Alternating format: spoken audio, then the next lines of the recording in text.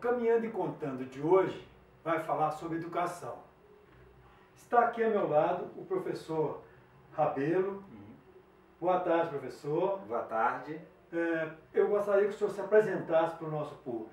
Tá. Meu nome é André Rabelo, mais conhecido só como professor Rabelo. Sou professor de História, eu sou professor da rede pública, aí eu trabalho com ensino fundamental e ensino médio. Esse ano, por exemplo, eu trabalho de manhã na Secretaria de Educação, eu estou com turmas de 6º e 7º anos, e à noite eu estou com ensino médio na educação de jovens e adultos. E estou trabalhando na Secretaria de Educação há 27 anos, em sala de aula. E como é ser professor em sala de aula? Olha, primeiro é muito gratificante ser professor em sala de aula. Agora requer muita experiência, né? E muita vontade de trabalhar. Porque vamos falar, por exemplo, das crianças do 6º, 7º ano. São 30 crianças, 32 crianças, numa mesma sala, né? E eles ficam ali fechados das 7 da manhã até o meio-dia. Então são 30 personalidades diferentes, 30 formações familiares diferentes e que estão ali colocadas no mesmo espaço físico. E muitas vezes esses alunos, isso é uma falha da educação dos professores, não consegue explicar para esse aluno a importância dele estar ali. Então assim, a família manda para a escola recebe, mas muitos ainda não sabem, assim, não têm a visão de como aquilo vai ser importante na formação e na vida deles. Professor, qual que é a política adotada hoje, né, na educação no Brasil? Nós somos regidos, né, pela LDB, que é a Lei de Diretrizes Bases Nacionais.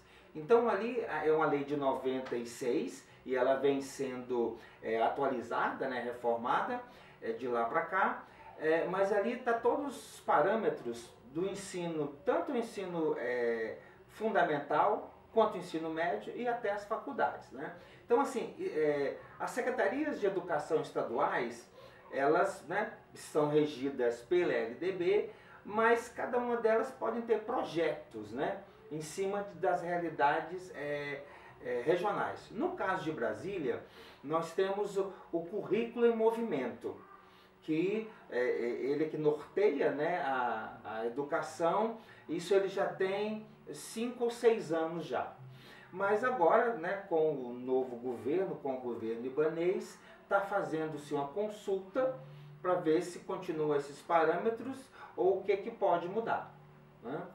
Aqui em Brasília, destacando uma coisa importante, assim, realmente eu não sei como é em outros estados, mas aqui em Brasília nós temos a gestão democrática, onde, dentre outras coisas, a comunidade escolar, formada por servidores, professores e alunos e os pais, eles escolhem o diretor e o vice.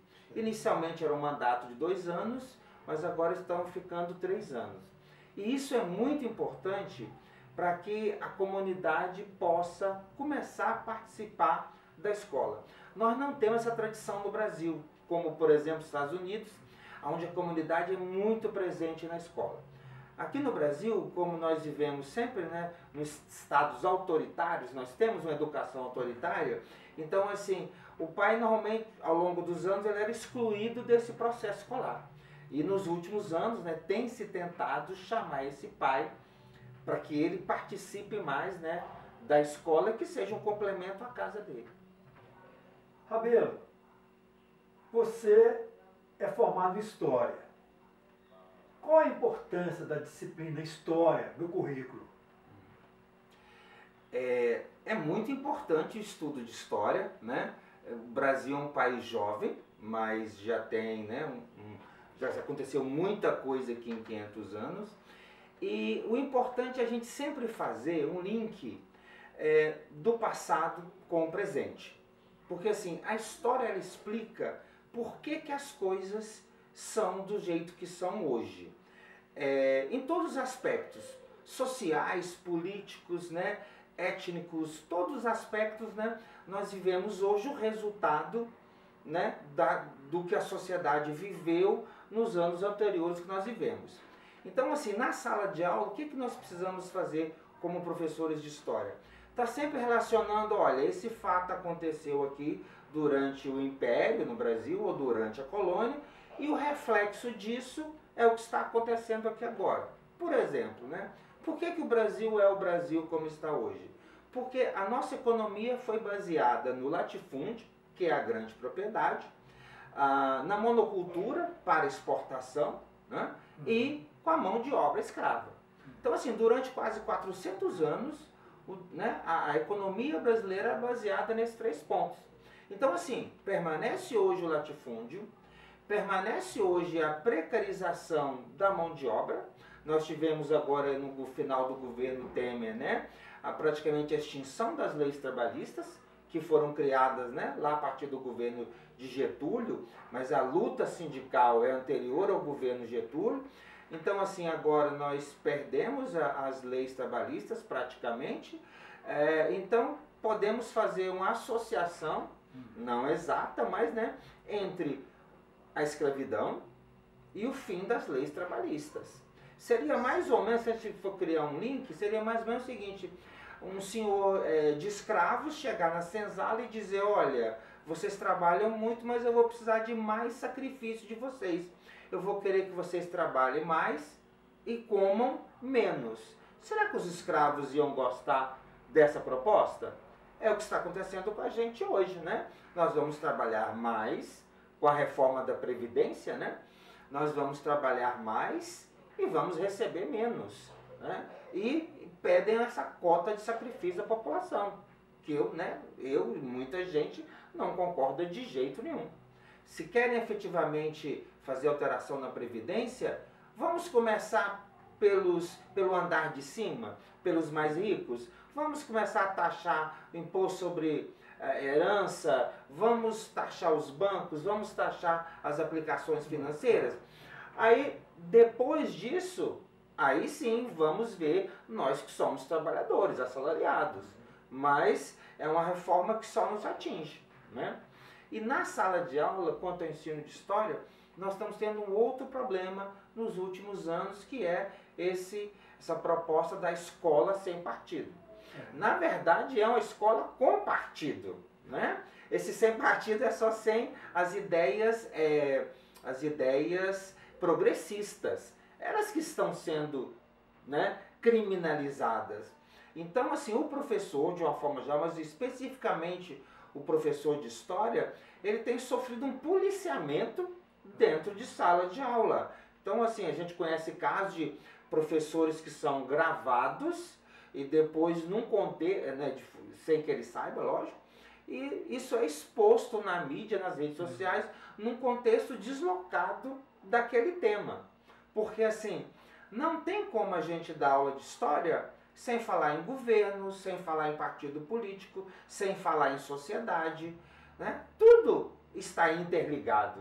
Não dá para diferenciar e separar as coisas. Então, assim, é péssimo essa proposta, que na verdade é uma lei da mordaça. Sim. Essa é a proposta da escola sem partido. Isso que o senhor expôs agora, professor, é, de certa forma, como você está falando, lei da mordaça, é uma violência, né? E essa violência tem também física, né, dentro da escola. Quer dizer, ou seja, você tem aluno que briga com aluno, professor que briga com aluno que quer atirar arma para o professor. Enfim, você tem hoje aí colocado um grande problema da violência interna, sem dizer da parte externa, mas da interna da escola. Como que o senhor encara isso? Como que é conviver com essa violência dentro da escola? Na verdade são duas violências, né? Nós temos a violência física, que a gente está sempre vendo alguns casos de professor, aluno que agride o professor porque ele não ficou satisfeito com a nota, né?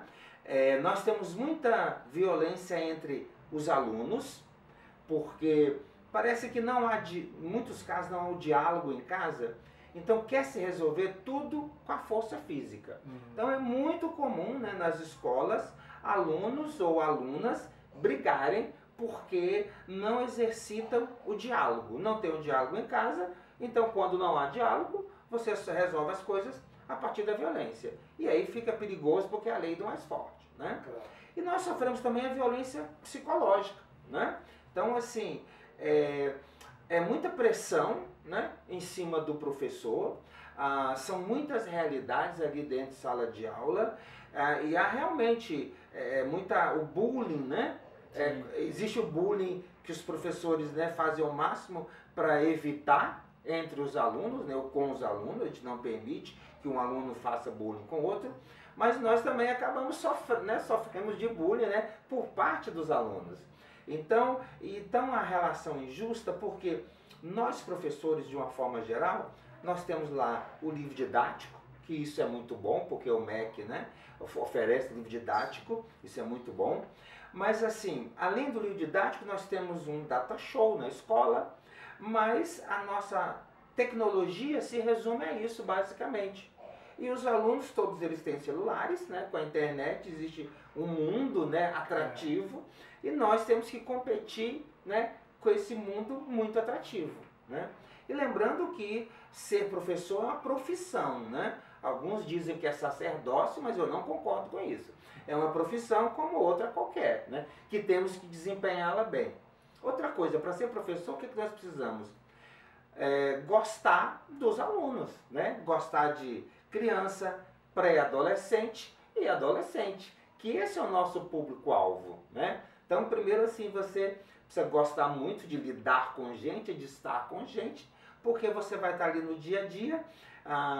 Nós do ensino fundamental, séries finais, que vai do sexto ano ao 9º ano, nós trabalhamos com uma faixa etária que a sociedade tem como mais difícil, que é do adolescente. Então, assim, eles realmente não são fáceis, muitos são inteligentes, criativos, né? Porque a escola, além da sala de aula, nós temos, né, os projetos, as gincanas, os jogos interclasses, assim, há todo o envolvimento dos alunos. E a gente espera, assim, que a participação da família seja maior, porque quando existe algum problema, a gente chama a família e a família concorda com a escola, a gente consegue resolver o problema. A gente não consegue quando a gente chama a família e a família acha que o filho está certo e que o mundo todo está errado. Aí a solução fica difícil. É uma relação quase que de força, com o professor e a família, né? Um amigo meu fala que escola é um ambiente de conflito. Não tem jeito, é um ambiente de conflito. Não tem jeito. Que é bom que seja, mas sim, desde que, né, para um bem comum. Porque que haja respeito, né? Para que, assim, a gente auxilie na formação, né, desses jovens, né, dessas crianças e adolescentes. A ideia é essa. Agora, eu sei que você é um professor, os passarinhos me contaram aí, que você é um professor muito ativo, que você participa, que você tenta melhorar sempre, tenta criar novas soluções para as escolas, etc. e tal. Você não tem para a sua escola, porque eu gostaria de entender um pouco, nós gostaríamos de entender um pouco, né? Nós todos gostaríamos de entender um pouco.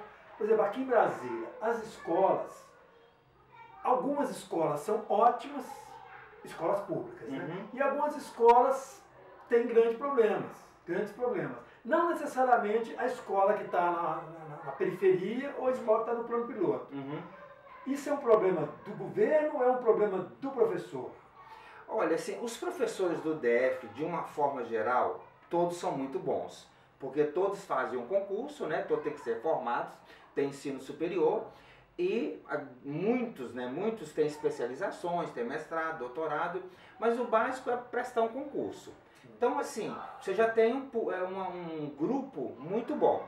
E nessa minha vivência de 27 anos de escola, eu vejo assim que os professores são muito dedicados, né? Eles fazem a parte deles. Agora, nós temos a precariedade, por exemplo, da estrutura física das escolas, né? Então, assim, passam muitos anos sem reformas, aí quebram a telha, a escola vai lá e remenda, aí, né, uma torneira pinga, a escola vai lá e ela arruma. Então, assim, as instalações físicas nos dias quentes, assim, quem trabalha, eu trabalho na parte da manhã, então no final do turno já está insuportável, porque as salas de aula são, na maioria das escolas, são em formato de pavilhão. Então são estruturas, de um lado você tem parede com um pequeno vitrozinho e do outro lado tem uns vitrôs que muitas vezes não abrem. Então o local, assim, a ventilação é ruim, aí as direções, né, que são eleitas, elas conseguem arrecadar fundos, né, financeiros, e elas colocam ventiladores para ver se ameniza um pouco, né? Mas assim, por exemplo, não existe ar-condicionado em salas de aula, né, nos dias muito quentes, então isso é complicado. Então assim, as escolas, a estrutura física de uma forma geral, né, precisa melhorar muito, né? Agora, a qualidade das direções das escolas, a qualidade dos professores, ela é mais ou menos a mesma em todo o DF. A diferença entre uma escola que tem um rendimento maior ou menor, isso depende muito, né, da origem do aluno, né, de como é a estrutura familiar desse aluno. Então, assim, depois desses anos todos de experiência que eu tenho, o que eu noto, né? O que realmente faz a grande diferença é a estrutura familiar. Independente de como a estrutura seja feita, né? Porque a família tradicional, nós temos família tradicional, mãe, pai e filhos, e nós temos outras famílias que é muito comum nos meus alunos, por exemplo, morar a avó, a mãe e o filho e os irmãos, né? Essa estrutura é muito comum. Assim como também é muito comum nessa estrutura, a mãe fica trabalhando o dia todo e quem fica, né, com a criança é a avó, principalmente a avó, mais a avó do que a avó. Então, assim, quando é uma família, independente da formação dela, se for uma família estruturada, o rendimento do aluno é muito bom. Toda vez que a gente detecta um aluno que tenha algum problema, uma dificuldade, né, de compreensão, de execução de tarefas, normalmente quando a gente chama a família, né, é que a gente descobre porquê daquela falha. E nós, mesmo sem infraestrutura, nós procuramos fazer essas correções. Então, por exemplo, nas escolas públicas hoje, nós temos o atendimento à sala de recursos, que atende esses alunos que têm algum tipo, né, de dificuldade. Eles precisam de ter laudos, né, de psicólogos ou psicopedagogos para poder serem atendidos. Por exemplo, quando eles vão fazer prova, eles fazem, né, é uma prova adaptada para esses alunos e é feita em uma outra sala. Nós temos um outro problema, que é o problema da inclusão, né, dos alunos portadores de alguma deficiência, né, em sala de aula. Porque existe o discurso da inclusão, mas na prática esses alunos são colocados em sala de aula. Nós muitas vezes, né, não temos uma formação específica. Por exemplo, um aluno, né, que só entende Libras, né? A maioria dos professores em sala de aula não sabe se comunicar através de Libras. A pessoa que o atende na sala de recursos, ela sabe Libras, né? Então, assim, esse aluno, muitas vezes, quando ele está dentro de sala de aula, ele acaba perdendo alguma coisa porque a gente não consegue, na dinâmica da sala de aula, ficar falando diretamente para aquele aluno o tempo todo, para ele fazer leitura labial, né? Então tem esse problema. Então, assim, estão se colocando as crianças, né, junto com os outros, o que é muito bom, mas sem ter uma estrutura para auxiliar esses alunos, né? E, então, assim, a diferença entre a qualidade de uma escola e de outra depende muito do grupo de professores, do envolvimento desses professores, da direção, para que façam projetos, né? Nós temos aí várias escolas premiadas no DF, em vários pontos, pela excelência e pelos índices, né? Porque nós fazemos temos a prova do PISA, né? Que é internacional, que mede, né, o conhecimento. Infelizmente o Brasil, de uma forma geral, não vai muito bem, né,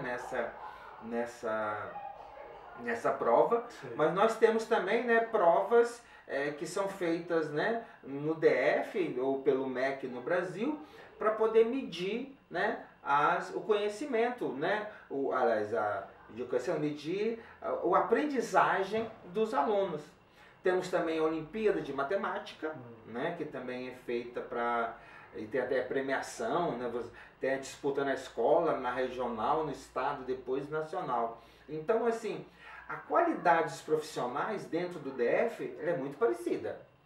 Agora, o que difere uma escola da outra é principalmente o envolvimento da equipe e também, né, os alunos, né, as estruturas familiares. Isso interfere muito. Como o senhor vê a questão da militarização que está sendo colocada aí pelo novo governo? Aqui em Brasília, esse ano, DF, né, esse ano, começou-se a implantar a militarização, né, das escolas. Eu não concordo, porque quando você militariza a escola, você ainda vai ter um caráter ainda mais repressor, né? E assim, estimular a criatividade na criança é muito mais importante do que enquadrar uma criança dentro de um molde. Assim, todos eles vão ter que se encaixar no mesmo molde. Todos os cabelos das meninas vão ser presos. Só estou dando um exemplo aqui físico, né? Porque a questão vai mais além. Mas assim, todas as meninas vão ter que ter o cabelo preso porque todos vão ter que ficar iguais. Todos os cortes de cabelo das meninas vão ter que ficar iguais. Então assim, eu sou contra esse modelo de colocar os alunos dentro de uma caixa. Né?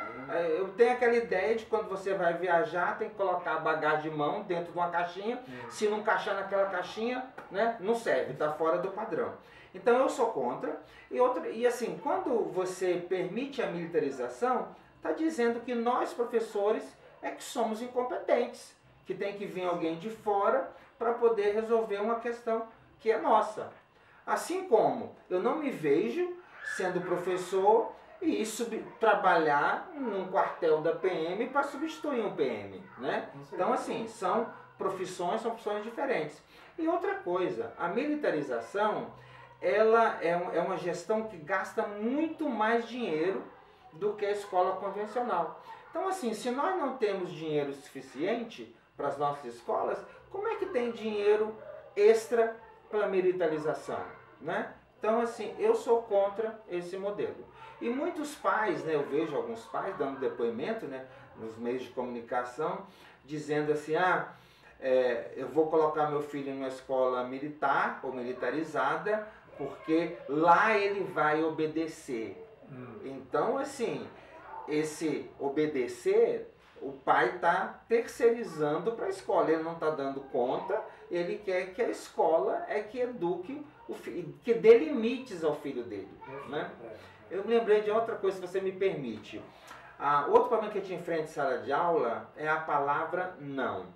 Muitos alunos chegam à escola e eles não ouvem a palavra não em casa. Então, quando eu, professor, por algum motivo falo a palavra não, ele não compreende. Assim, ele pensa, o que significa não? Né? O que significa isso? E aí nós, né, temos que explicar, né, que existe limites, né? E que ali na sala de aula o professor é o adulto e eles são os adolescentes. Era isso. Eu gostaria muito de agradecer a sua presença aqui no Caminhando e Contando e deixo você à vontade para as suas considerações finais, se as quiser fazer. Tá. Eu só agradecer o convite, né? Foi muito bom. Estarei sempre à sua disposição, né? E vamos trabalhar para que a educação no Brasil só melhore. Muito obrigado.